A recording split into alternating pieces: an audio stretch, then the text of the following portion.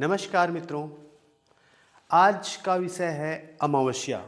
हम जानेंगे कि अमावस्या में क्या क्या चीज़ें नहीं करनी चाहिए और ऐसा करने से हमें कितना बड़ा नुकसान हो सकता है।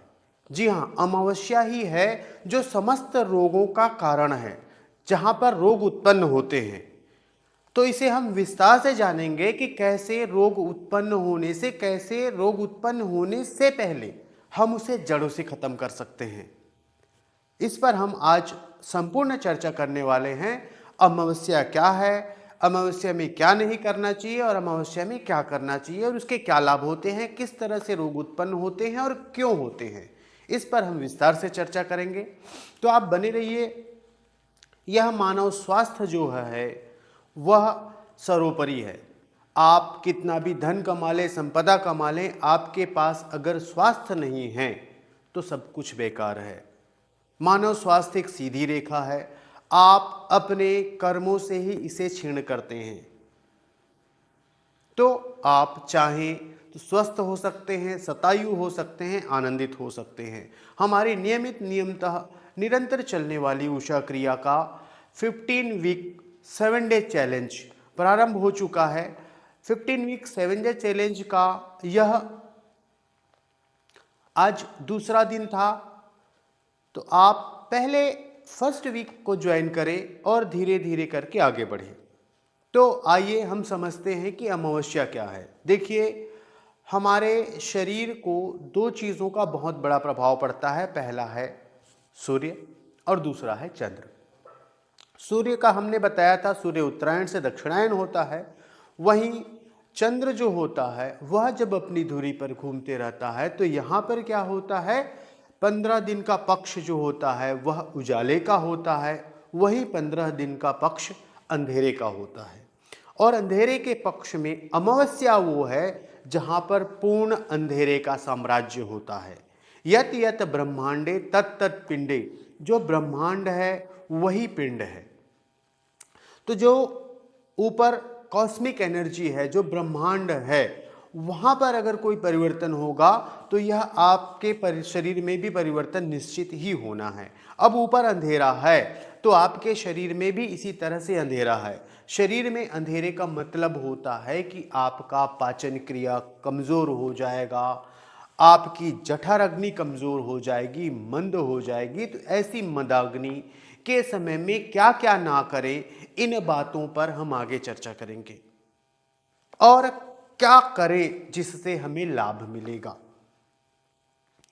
इसे समझना अति आवश्यक है। अब अगर इसे समझ जाते हैं तो आपको स्वस्थ शतायु आनंदित होने से कोई नहीं रोक सकता। ना ही आपको कभी भी किसी प्रकार की चिकित्सा के लिए किसी डॉक्टर के पास या वैद्य के पास जाने की आवश्यकता होगी। हमारे बुजुर्गों को यह पता होता था। जैसे बच्चों को एक पत्तों का सुखौना बोलते थे, जो नाभि में और सिर पर देते थे, थोड़ा सा मुंह में भी चटाते थे। तो वो सुखौना क्या था, क्या है अमावस्या, इस पर चर्चा करते हैं। देखिए, जैसे जैसे कृष्ण पक्ष अपनी चरम पर होता है तो उसकी पूर्णता, जब अंधेरा पूर्ण होता है, उसको हम अमावस्या कहते हैं। जो ब्रह्मांड में अंधेरा है तो हमारे अंदर भी अंधेरा है। इस अंधेरे में आपका जठर अग्नि कमजोर हुआ, आपका पाचन क्रिया कमजोर हुआ, यहीं से सारे रोग पनपते हैं। रोग के लक्षण दिखे कभी भी आपको, लेकिन पनपने का जो समय है वह अमावस्या है। सूक्ष्म बैक्टीरिया होते हैं हमारे शरीर में, बहुत ही सूक्ष्म जीवाणु, जिसको माइक्रोस्कोप से देखा जा सकता है, सामान्य वे पे नहीं देखा जा सकता। इसकी संख्या करोड़ों में होती है। यह सूक्ष्म बैक्टीरिया जो है वह दो प्रकार के होते हैं। एक आपके पोषक होते हैं और एक आपकी विषाक्त करने के होते हैं। जो सूक्ष्म जीवाणुओं में विषाक्तता उत्पन्न होती है और इसी विषाक्तता से आपका रोग उत्पन्न होता है। तो उनको जड़ों से खत्म करने के लिए हम अमावस्या में क्या करें और क्या ना करें, यह ध्यान रखें। अमावस्या मतलब कड़वे और कसैले का समय है, रक्षक का समय है। तो रक्षक के टाइम पे आप करेले का जूस, नीम का जूस, चिरायता भी ले सकते हैं बहुत थोड़े मात्रा में।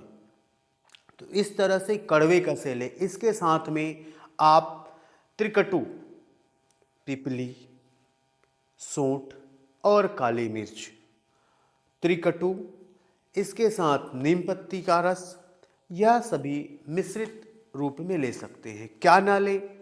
तो न लेने वाली जो चीज़ है वह है अमावस्या के टाइम पे मीठा का सेवन ज़्यादा ना करें। मीठे से आपके जो बैक्टीरियाज हैं वह बढ़ते हैं और इससे आपको प्रॉब्लम हो सकता है।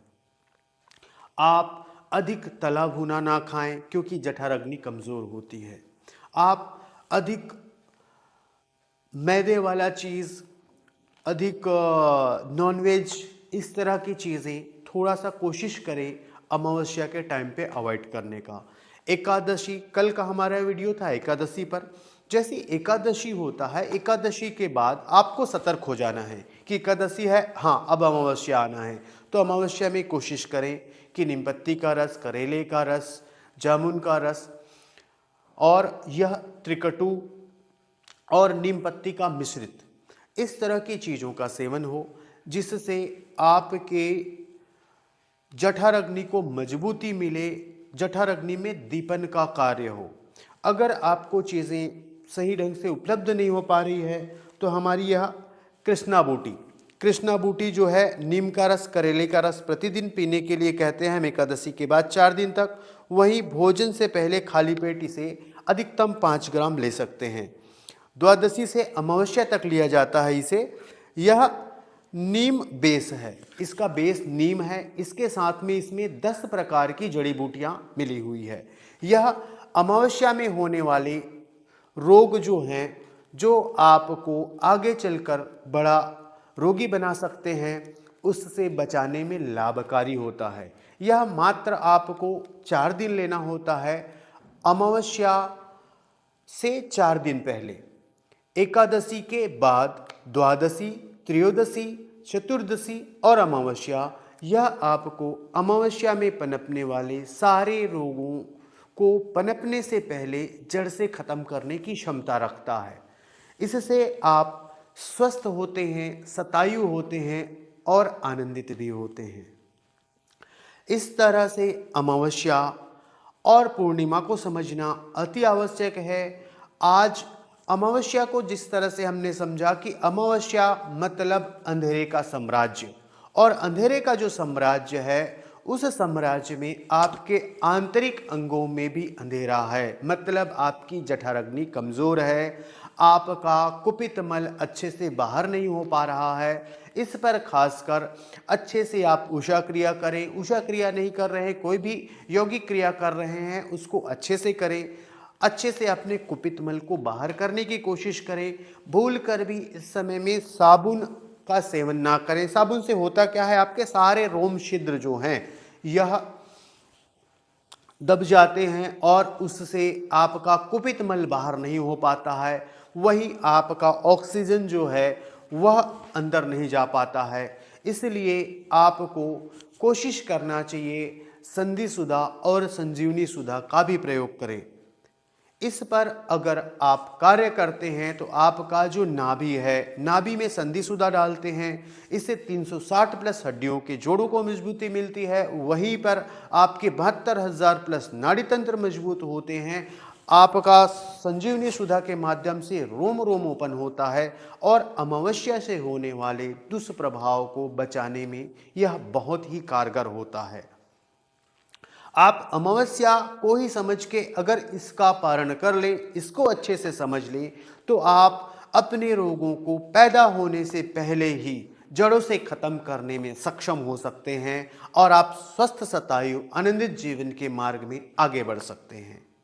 बहुत बहुत धन्यवाद। अगर यह वीडियो आपको स्वास्थ्यवर्धक लगा हो, अगर आपको लगा हो कि इससे आपको स्वास्थ्य मिल सकता है, तो कोशिश करें कि अपने साथ साथ अपने अन्य परिवार के सदस्यों को, अपने घर के सदस्यों को, अपने गांव वालों को, अपने शहर वालों को, अपने राष्ट्र वालों को यह मैसेज अधिक से अधिक लोगों तक पहुंचाएं। चैनल को सब्सक्राइब करें, औरों को कराएं।